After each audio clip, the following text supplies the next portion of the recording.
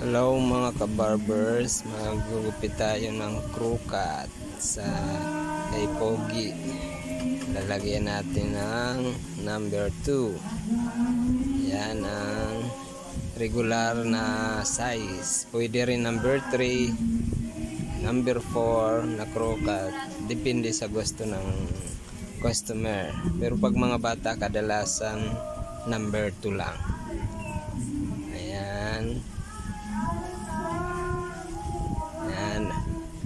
Isisiro na natin, maglalagay ng pattern para di mahirap magbawas.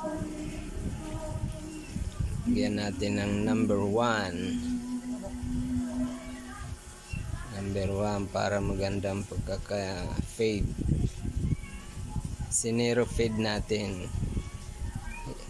Yung iba minsan number 1 lang yung gilid, pero ngayon sinero fade. Ayan, isisero na natin. Gumamit tayo ng maliit na clipper. Ayan.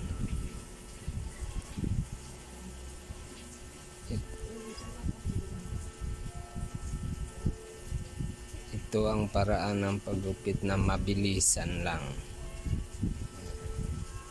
Ayan, mag-aahit na tayo.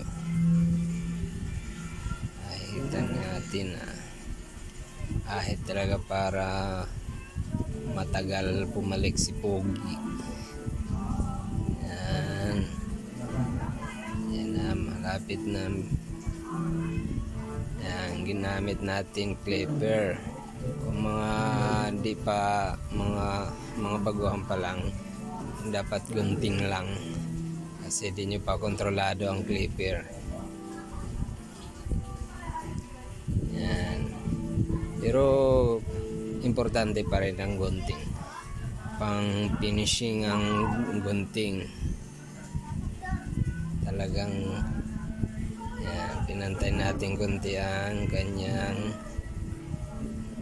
noo para di magulo tingnan. Yan, tapos na. Crew cut. Yan.